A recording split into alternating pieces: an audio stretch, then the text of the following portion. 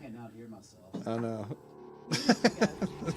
Welcome to This Week in Real Estate with Jonathan Harmon and Bryan Nale, your local experts on all things real estate in Middle Tennessee.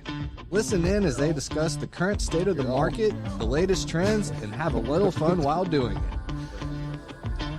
We do want to say the opinions voiced on this podcast are for general information only and not intended to provide specific advice or recommendations for any individuals.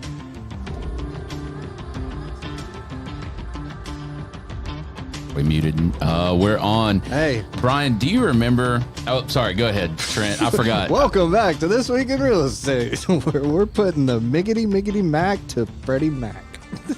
Dude, I love some Freddie Mac. It's not a band, by the way. If you're wondering, if Freddie Mac, like, I don't know their singles. They don't have a single there. Yeah, it was the male version of Fleetwood Mac. Yeah, it was Stevie Wonder instead of Stevie Nicks. No, Welcome back. That's interesting. Miggity Mac. So, I was sitting here. Do you remember probably not in high school, probably in like elementary or middle school, when you would say, I want a Fig Newton or elephant shoes, and you would like just lip it, and people would be like, Yeah. He said he loves me. yeah. Alligator muffin. Oh, I don't know. Yeah, that's a good one. I didn't know alligator muffin. I want a Fig Newton. I actually got sent to the principal's office for that one. Ooh. Yeah, because it looks not like Fig Newton. Doesn't look like love either. No, sir. All right. Well, welcome to This Week in Real Estate. We are starting out well. It's a good day. It's a Wednesday. We've had some pretty gnarly storms. What's up with that? Yeah, the last 2 days, just out of nowhere. Like, I know. We have a feather flag for the brewery, and it's gone. I have no idea where it is. MTSU had a football equipment truck. It's gone. Did you see that? That video was crazy. It looks like it picked it out. Just picked that right out. The only thing. I know. It was wild. And I guess it was a little tornado. Did you guys see that? It was an FO. And yeah, it tracked like it was a FO. That's a frozen orange. Those are delicious at the Varsity. I mean, I love the Varsity. Nice. I think we need to do an on location at the Varsity. Let's go to Atlanta. Let's go. I support that.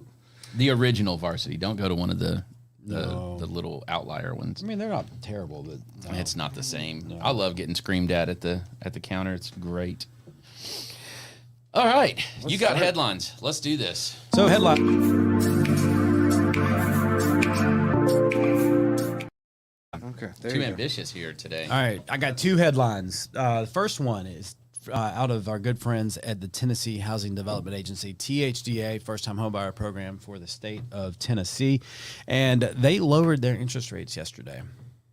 No surprise, right? Rates have been falling. THDA, these bond programs, they still tie it to bonds, right? They don't change their rates every day like a lot of your conventional FHA, VA. Those loans, those rates change every day. These bond loans are a little more stable. Because they get big chunks of money at a time, and it's set, and then when that money runs out, they reissue another bond. That's right. And so their current rates are for just the Great Choice Loan Program 6.375. Oh, so I mean we're getting in the low sixes here now, right? You could call that mid sixes, you could call that low sixes, whatever you want to call it. It's the upper side of low. What's really exciting though is that for the home ownership for the Brave program, which is going to be any veterans can participate in that program, any first responders can participate in that program. They're very specific on what that first responder job means. They actually have to be an EMT, firefighter, police officer. They can't work dispatch and things like that. They're actually got to be out there. That's lame. Dispatch is harder than any of the other jobs. We can get into that if you want to, but I can't change the rules, and we're not going to change the rules on this podcast. But anyway, shut me down, y'all. What's awesome about that? We've got a full show, man. We got a lot of things to talk about. What's awesome about that? If you know this program, you know that if the homeownership or the Great Choice Loan Program is at 6.375 and the homeownership for the Brave gets a 0.5 point discount on the interest rate, what does that put their rate at? Oh, 5.875. That rate starts with a 5, baby. Yeah. So we're moving there. So in comparison, 6.375 is lower than a conventional at the moment, right? Like at this exact moment. Yeah. THGA is traditionally going to have pretty good rates, especially unless the rates are actively rates falling. Are falling, they can fall behind. But when rates were going up, THGA was doing great because it would take them longer to stair step up. Right. So that's my first headline. So really happy to see that. Dude, that's a shiny penny headline. It is a shiny penny. I could have moved it down there. That's great, though. You know what? Actually, I did. I wrote it on my notes to talk about THGA and shiny penny. So you were just so daggum excited. It's a headline too. That's a big news. That's big news deal. To have a program with a rate starting. Well, and I'll tell you, this particular market still allows people to use THGA, right? And 3 years ago, this would have been an irrelevant headline. It would not have mattered. It would not have mattered because THGA wouldn't get off the ground. No sellers were taking a THGA contract. What? Outside of maybe a couple of new constructions in some outlying areas. Sure. What because THGA comes with income limits. So, like factoring that in, approximately, what is the top end house that somebody with a THGA loan in Rutherford County would buy? Well, their purchase price limit across the state's $400,000. Okay, so you're not going to be able to go over that. Purchase price, not loan amount. Correct. Purchase price. Interesting, and that's across the state. It's across the state. So that really kind of hinders Rutherford County. Yes. And like the Nashville MSA specifically. Right. And it's interesting as income limits go up, and for a lot of the state, income limits have increased. Please don't ask me to tell you the income limit right now because I can't do it off the top of my head. It just recently changed, but if it's but I know that if I see a household and they can be in the six figures and qualify for a THGA program. And that was not the case for a very long time. No, for a very long time it was like 97,000 in the higher markets, and this can be so. Like one shiny penny out there is Cannon County. It falls under the Nashville MSA, so you can go out to Cannon County and you can find a home way more affordable than you can in Rutherford County, but you're still going to qualify for the THGA income limits of Rutherford, Wilson, Davidson, Williamson County, and the kind of that Nashville MSA. And coffee is not in the... Coffee is not. So you have to watch out with these kinds of programs because if you cross over that county line in a Coffee County or in a Bedford County, your income limits change just like that, and you got to make sure that you're aware of it. I wonder what the logic is for having the income limits vary, but the house purchase price not. It's a good question. Yeah, I don't really know. I think they wanted there to be a little bit of conformity in the market so that there's one less thing for realtors and lenders to have to keep their eye on, because when you start talking about, hey, you're pre-qualified for $375,000 in Cannon County, but $400,000 in Rutherford County, and it can get really confusing because then not only that, but also you might not even be qualified in Bedford County because they're going to be over income limits. So like you're pre-qualified for Rutherford County, Cannon County, but only these numbers and it just gets really convoluted. Yeah, I get that, but it also makes more sense. So a $400,000 house in Rutherford County is not a $400,000 house in Bedford, Pulaski. Coffee, or Cannon. Yeah. I mean, they're just not. It's not the same. It's not the same. No. It's interesting, isn't it? But they vary the income, but they don't vary the purchase price. I don't know. I find that interesting. So that wasn't always the case. That's a recent change. And sometimes I think with some of these programs, and this is complete speculation. This is off the cuff speculation, not even something I've put any thought into. But I wonder if maybe things have to change slowly over time. So like, hey, this year we're going to change this, and then in a couple of years we're going to come back and see if we can figure out a way to make the income limits more uniform. But they're going to go by area median income. That's always going to, and so But if they do that, why would they not do that for house price as well? Yeah, well, they used to. I think it used to be the average house price would kind of drive the purchase price limit. And see, house price also dictates income limits to some extent. It does. Well, and income, I'd say this way, incomes will dictate what you can get pre-qualified for. But also the amount That's of what debt, I'm getting at, yeah. Also the amount of debt that you carry. Somebody who has a credit card with a low balance and they make their monthly payments each month versus somebody who has 5 credit cards maxed out in a car loan. They may make the same income, but their purchase price is obviously going to be different. I have one more headline. Yeah. This one I want to spend a little bit of time with. Not a lot, but really just kind of throw some data at you guys. The national average for home ownership from last year to this year is flat at 65.6% of American households. Yeah. And so historically in 2016, that's when it hit its low point since going back to many decades ago. It's 62.9%. So we think about what happened in 2008, right? You said 16? Yeah. Okay. And so in 2008 we had the crash, right? It took a solid 8 years to reach the bottom of home ownership percentage at 62.9%. That's interesting. And what's crazy is right now we're at 65.6%. So you're talking about not a lot of variance here. The peak was in 2004 at 69.2%. So from the peak in 2004 to the trough in 2016, it went from 69.2 to 62.9. 7% of Americans no longer owned a home. Yep. Like net. Right. Now, more recently, it peaked. This isn't the 2004 was the peak, but more recently, we had gotten all the way to 67.9% in Q2 of 2020. So from Q2 of 2020, which you think about that is really the start of COVID. That's very early COVID. Yeah, we're getting Q2 of 2020. It's starting to buzz a little. It peaked at 67.9%, and since then it's dropped to 65.6.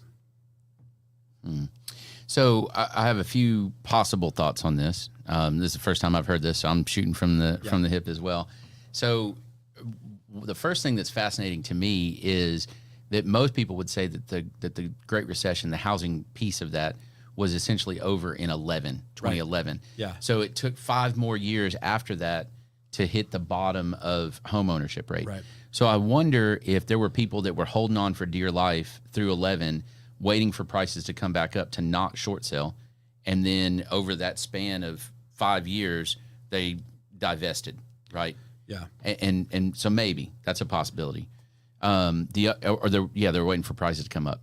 Then your 2020 numbers to now, the reality is it was very tempting in 22, 23, 22 especially to sell, get all that money, because your house had hit a huge number, but then you might not have been able to buy, or you might have chosen not to buy. You might have said, "Hey, I'm going to buy now. This is all going to come crashing down, and when it does, I'm going to rent for a year, and then when next year prices correct, And you got screwed, or you screwed yourself." And I wonder if that didn't happen from 2011 to 2016 too. Maybe there was some of that because people couldn't buy yet. If they short sold or got foreclosed on, true, they couldn't buy for 7 years. That's a really good observation right there.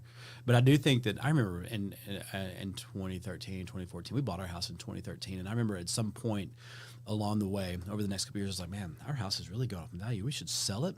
We should rent for a year or two. These apartments are building look nice. They got these resort style pools. We'll just go rent. Get a massage once a month. There was one that was throwing that in. A gym and the thing, we'll go rent somewhere and then we'll come back in the market when it crashes. I'm so glad we never did that. I mean, it was you could just kind of see that like, hey, that might be a good idea, but that's a high risk move to make. I think I got another little theory on why this is happening. Why we're seeing this this move from 2020 at 67 to the national average now at 65. The rates of homeownership by age. So from the age of 45 to 54, you got 71% are homeowners. From 35 to 44, it drops below the national average at 62.2%. From what was the age? 35 to 44. Okay. 62.2% are homeowners. From under 35, only 37.4%. So is it youth debt? So, I think what's happening is that, you think about what you just said, all the people who sold in 2020, from 2020 up to now, right? They sold, but they didn't, from 2020 to 2023, 2022, they were selling a lot of those homes to hedge funds. Yeah. And so while those hedge funds were carving out that market, they were eliminating those first-time home buyers under 35. I've been saying that for years now. Is from the opportunity to get into real estate, and so now you got somebody that's 34 years old. There's what a 63% chance they're not a homeowner, and it's going to get harder and harder to get into it. Well, and you think about it, the people that were selling to the hedge funds, that age band there, that was the people that they were selling their first homes. That's what hedge funds were largely buying. Right. They were moving up to their second, maybe their third home. Yep. And so they were selling those out. And the reality, y'all, I've heard all kinds of speculation, and one of the things that you hear sometimes is, what do we do if the hedge funds ever divest all of their assets and they flood the market with inventory? Y'all, that is not their plan. That's not their plan. Yeah. They will never sell that house. Right. I mean, maybe here and there, if they need to take a loss, as they run out of depreciation, they'll transfer title to a well, that's just it. Yeah. Like AH4R, right? American Homes for Rent. There's like 10 of them. Yeah. And so they depreciate it over the 7 years or whatever it is that 9 years or whatever that they take to depreciate, and then they move it from AH4R1 to AH4R2. Yep. Wash, rinse, repeat. Yep. And they will never sell that house. This is never going to come back on the market.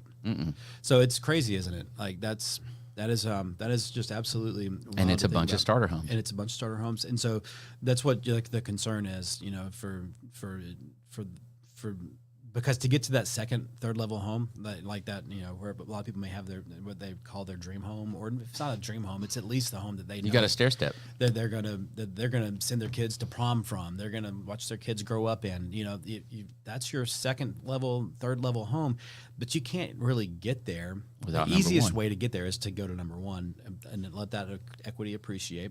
Unless you're super good at saving, and who, I mean, well, it's that's hard, a small number of people. With inflation where it is, and with the cost of living where it is compared to salaries and how they haven't kept up with cost of living, it's really hard to save.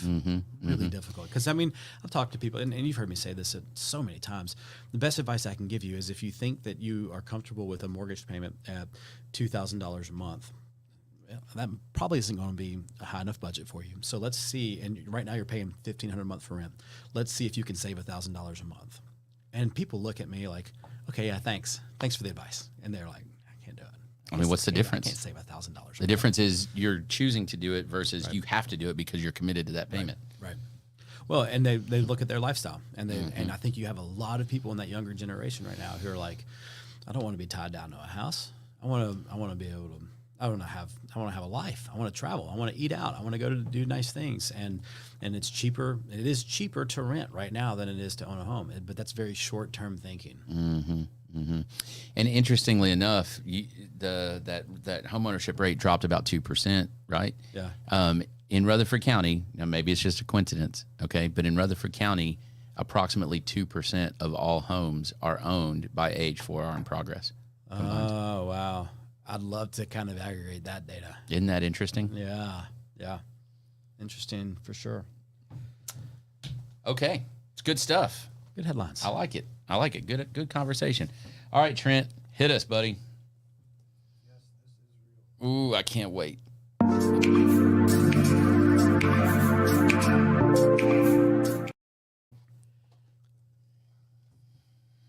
Here it comes. We got a whole lot of mirrors. Hotel California lobby right there. That is wild. Where's the pink champagne on ice? The zebra table's kind of fire. Jonathan's speechless? What? It's a lot to look at. Is that a still in the window? I think it is. Or a bell, maybe? I don't know. Yeah, this is real. Is there only one window in here, or are there skylights? Is there skylights in between the mirrors? No. Those No, big, you can see the floor and the no, the big white Oh. rectangles. No, those are mirrors. No, right here.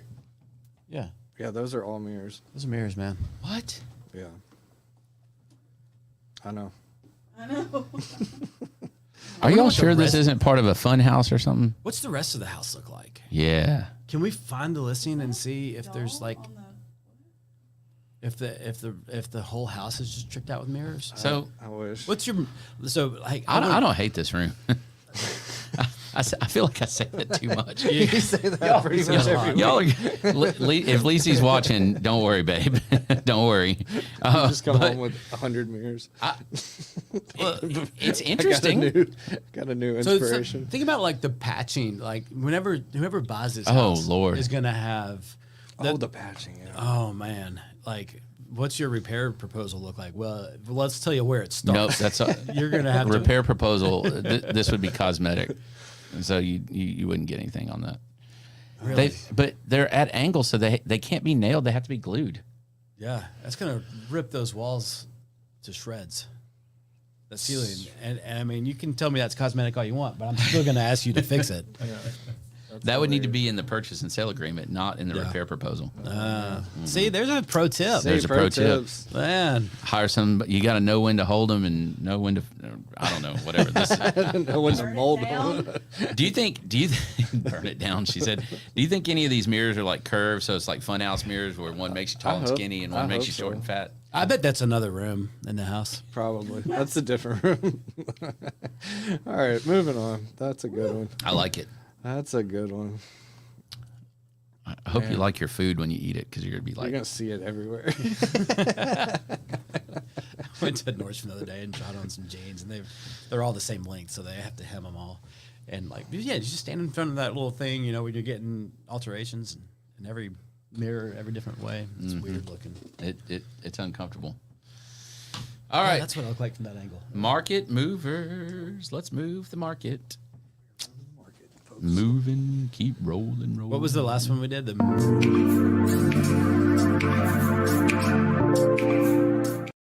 Cow cabinets? Now Ugh, we're back. that was awesome. All right, so here's what I got for a market mover, and it's somewhat of a headline, but it's not. So I found an article, Business Insider article, and it talks about how why there is no crash pending. Okay. Because I think there's still a lot of folks that are on the fence that are waiting, and they assume that there's going to be some form of crash. Now, this article cites a Lending Tree survey. 44% of Americans, this was in July, okay, believe that the housing market could still crash this year. And I'm going to extrapolate that and say within the next year, right? Okay. And get this one. This one hurts my heart a little bit.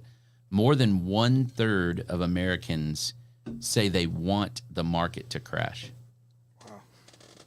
33% of the population. What data did I just give you?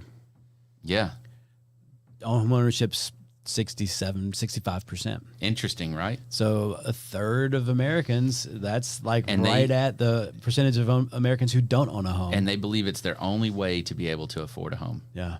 But they're essentially wishing ill will on The the other 2/3 others. of the country. Isn't that wild? Well, I mean, not necessarily. I mean, because all right, if I'm going to go down that road, okay, there's going to be a crash. Well, if you don't sell, it's just like a stock. If you don't sell when it's low, you didn't take any loss. So, like by 2000, what was it? But By if- 2016 or so, everything that had been undone in the housing crash had been built back up. Yeah, but in that short run, in order to have a crash, Yeah. people have to be in pain. Right. Well, and people have to sell. That's what I'm saying. a good point. People have to be in pain. You Yeah. don't have a crash without pain, because here's what happens. Let's say that I lose 20% of my home value today, right? And let's say that I bought it 2 years ago, and or let's say we dropped in some markets 40%, some markets 50%. Yeah. So if I lose 40% of my home value today, just like in 2008, right?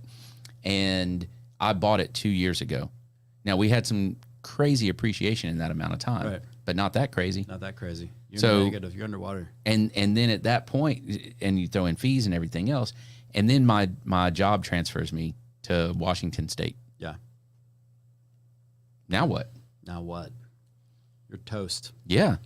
Or my spouse passes away, or I get divorced, or any number of life events happen that, you have that a home force me to sell. And you have a home that you cannot make back what you owe on it. And in a lot of the cases, and this is and look, if you're the person that doesn't have this situation, then I can kind of understand the jealousy and the bitterness. But in a lot of those situations, especially over the last couple of years, you had a lot of folks that moved up. We talked about that. So they have rolled, 1, 2, maybe 3 homes worth of equity forward.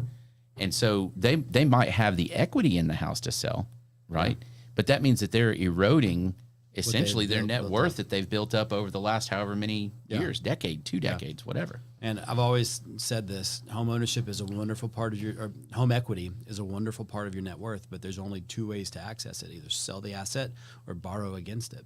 And that's when, especially when rates were really low, I would advise people all the time: don't take out a little bit more on the mortgage, keep a little bit of the proceeds from your sale liquid, or invest them with whoever your financial advisor. Yeah, because you could beat the rate. Because you can beat the rate, but also what's that? You'd be house poor. Like, you may have a lower monthly mortgage payment by a couple $100, but a couple $100. What if you can throw 20 grand in a short term savings account that you don't have? Or what if you're way behind on your retirement strategy? Why don't you take some of that money and kind of kickstart, give your retirement savings a shot in the arm to get back on track, so that you can have some sort of income draw when you hit retirement age. So anyway, so that's yes, I agree. So the thing goes on, the article goes on to say, well, here's why you're wrong. Basically, it's not going to crash. And we've said this several times. It's the fundamentals, right? So if you've ever taken a base level economics class, you have supply and demand. Okay, and in this case, there's just simply not enough supply. And this is Lawrence Yun, NAR's chief economist, that's talking about that. And so if there's a vast shortage of supply, prices just simply, they can't crash. I mean, it just doesn't happen. And he says, depending on who you ask, and if you think about it, all of these things have a range, right? So right now, the U.S. is currently approximately 2.3 to 6.5 million units short of a healthy housing supply. And so that's based on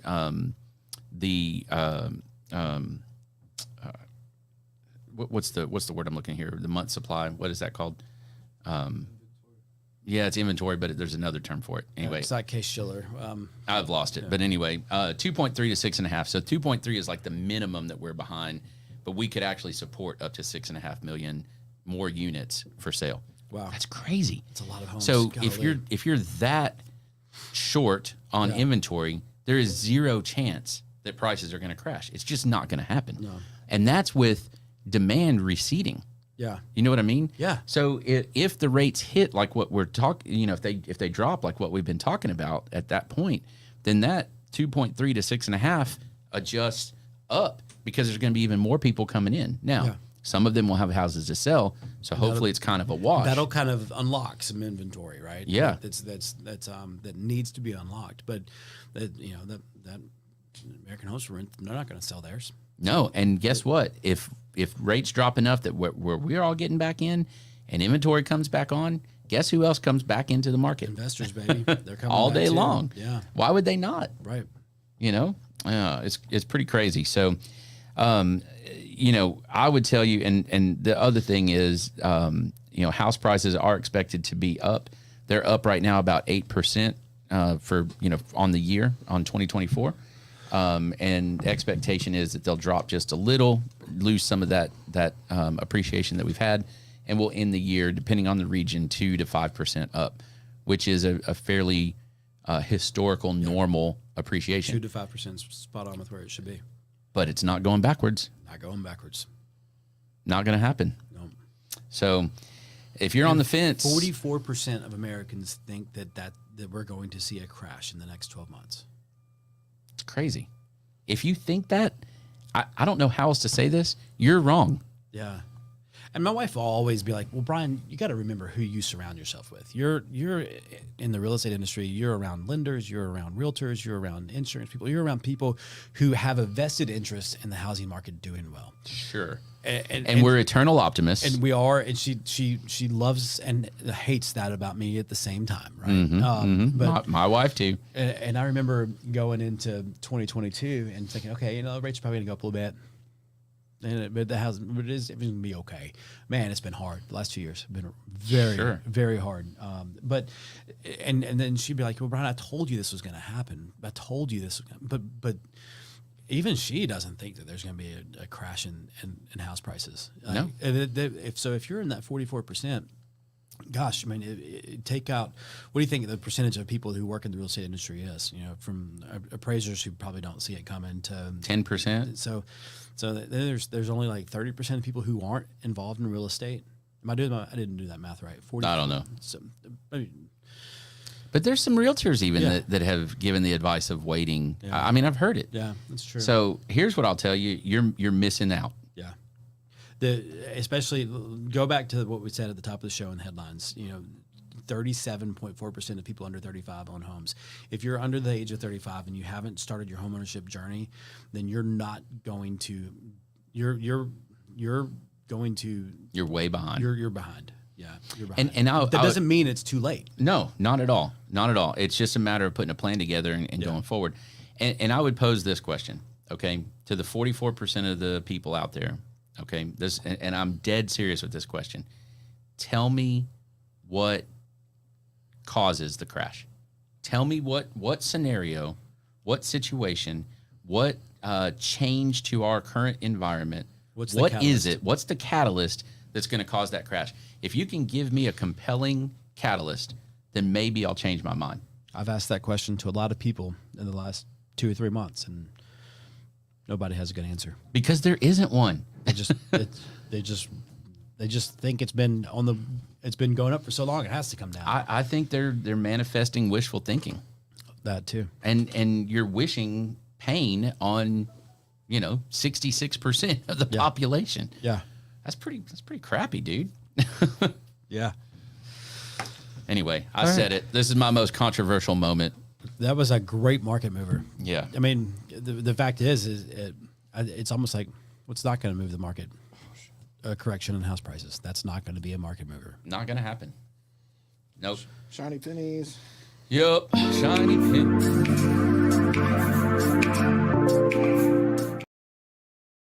Back to you. You got one and I got one? Yeah, well, I was going to have two. One of them was going to be THDA. We already covered that. So the other one, and this dovetails right with everything else this theme of the show has been. Man, you would think that we really did some show prep this week. Y'all did. Vacancy has remained under 1%. Home ownership vacancy has remained under 1% since the first quarter of 2020. Home ownership or home rentals? Ownership. So if you own your home, what are some reasons that you may vacate the home? You're moving, you're trying to sell, you have to move across town, move across state, move to another state. So now Leaky pipes. Now you own a home, but it's vacant. Okay. That has remained under 1% since Q1 of 2021. Wow. That means that houses are selling. And right now where it's taking a little bit longer to sell a house, it's not to the point where you have to go ahead and move to the next home, the next town, the next place. You are able to stay in your home until it's time to move. Interesting. So the reason I asked that about rentals, because rental vacancy for the first time in a very long time in Nashville, rental vacancy actually went up a little bit. Yeah. And the speculation there is that there was a little bit of an oversupply of multi-unit rental properties. And that was predicted. Mm-hmm. I remember hearing that prediction towards the end of last year that was going to happen, and I was like, "Yeah, I don't know about that." But here's the thing: the people that were predicting it were smart folks, and so I gave it a lot of credit. Well, it went up a little bit, but it went from 4% vacancy to 6% vacancy. Yeah. So it's like 6% is still pretty dadgum, Right. Yeah. Yeah. Normal is around 10% vacancy, just so you know. So we're still way above. Yeah. Interesting. So my shiny penny does not have to do with that. My shiny penny is that starting this morning, we did a teacher delivery for our Teacher of the Month. And we've got one tomorrow, and we've got some heroes, and we're trying to get caught up from the summer. Getting stuff scheduled in the summer is a challenge. Yes. And so we've gotten to the point where we're able to do these as surprises. Missy does a good job of scheduling them. And so we got to surprise a teacher over at Bradley Academy today in front of her entire faculty, like all of her colleagues. Very nice. It was awesome. Very it was nice. awesome. So shout out to Miss Harrison over there. You're doing good work. And I'm not going to say who the next ones are. Way to go, Miss Harrison. But we've got a good one tomorrow. and then 2 of them on Friday. So I'm very excited about Very that. cool. And Bryan participates in that. Several other local businesses do as well, and it's pretty awesome. Let's go to a pro tip.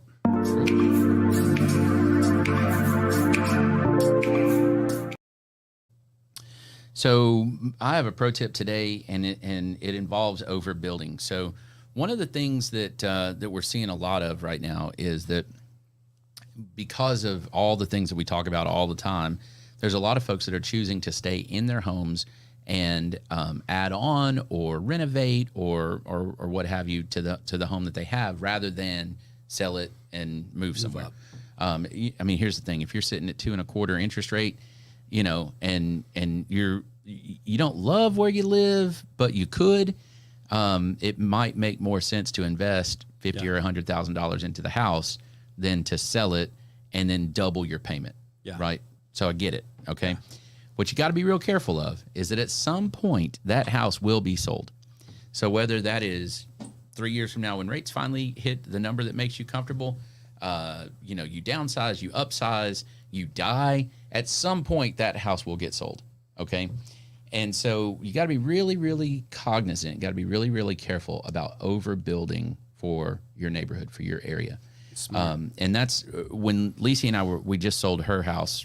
We just got married a couple years ago, and we sold the house that she had coming into the marriage, and we're going to renovate the house that I had have. And so when we were like discussing this, we talked about doing an addition onto her house. Well, the addition that we would have done to make it what we wanted would have overbuilt for the neighborhood. And so what happens is, if you're the largest house in the neighborhood, then neighborhoods have a range, right? So houses in this neighborhood go for $400,000 to $600,000. Okay. So no matter what size your house is within that subdivision, within that neighborhood, it has to fall in that range. So if you're way above on square footage, that means your price per square foot is going to tank because you still got to stay in that range. Right. Now you may be able to push it a little bit, but you're not going to be able to push it a lot. Right. So if you've got 4,200 square feet and the next biggest house in the neighborhood is 2,500 square feet, you're in trouble. You're going to take a haircut. Yeah, it's going to be bad. Yeah. So you got to be real careful about that. And then the other piece of that is the finishes that you choose, right? If you go all out and you put mirrors all over everything or whatever, you got to pay attention to what everybody else is doing. Yeah. And I'm not saying you shouldn't paint your room the color that you want. I'm not talking about that, right? I'm talking about overdoing it for what your neighborhood supports. Yeah. Don't put in elaborate crown molding if that's not common in your neighborhood. Or if you choose to do that, you do it because you want to do it. And you're going to enjoy it for a long time. Or a short time, whatever, but you're not going to get your money out of it. Right. That's the thing, right? Yeah. So have realistic expectations. And then the last piece of that is something called a super use, and that's another one that falls into that. If you're in a subdivision that has no in-ground swimming pools, and you're the only one that puts an in-ground swimming pool, right? Then when an appraiser comes in, they're looking for comps. There are none that have a swimming pool. Then guess what? They're not going to count your swimming pool. You get no value for it. If you build a 5-car garage, detached garage, and you have a 2-car attached, and there is literally no example of that anywhere that's comparable, you're not going to get value for that. Here in Rutherford County, if you live in a subdivision and you happen to be the one that has a basement and you're the only one, you're not going to get value for that. Yeah. Enjoy it. Have fun in your basement. Have fun in your pool. That's right. Work on your cars. Do your things. And I'm not saying don't do it. What I'm saying is understand that you're not going to get value for it. Yeah. Like you think you should. Right.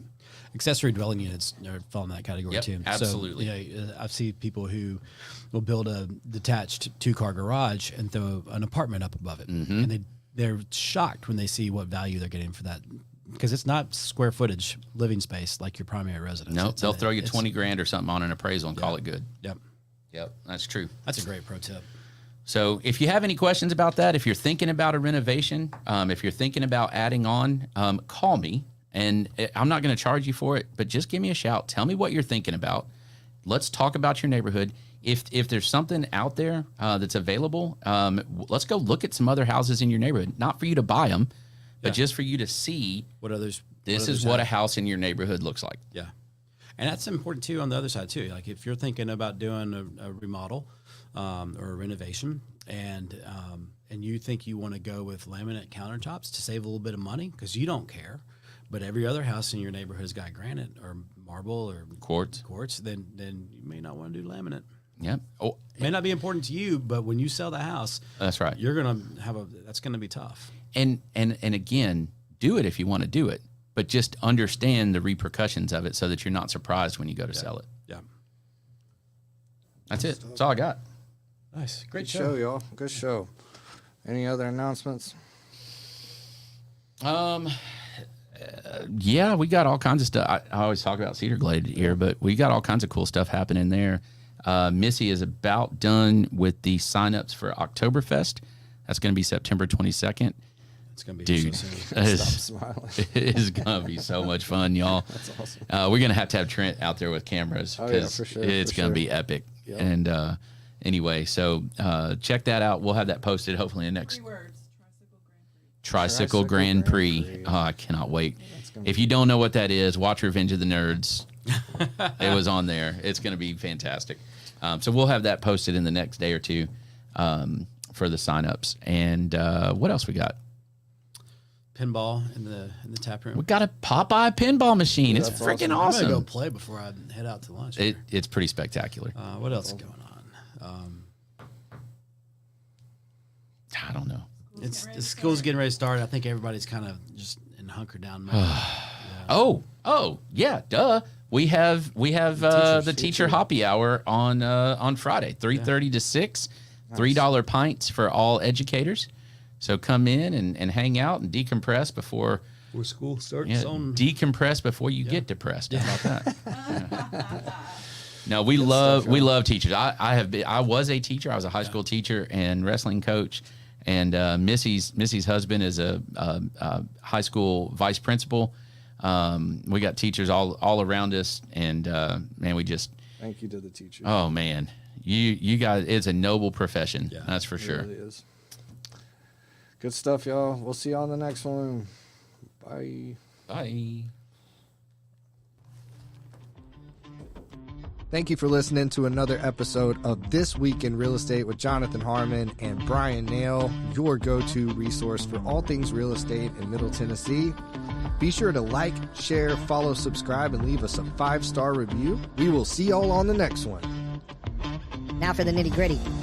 Premise Mortgage Company is a subsidiary of Premise Bank, a member FDIC. Premise Mortgage NMLS number 1894879, BK number 1042893, ML number 1894879. As always, all loans are subject to credit approval and product guidelines. Equal housing lender.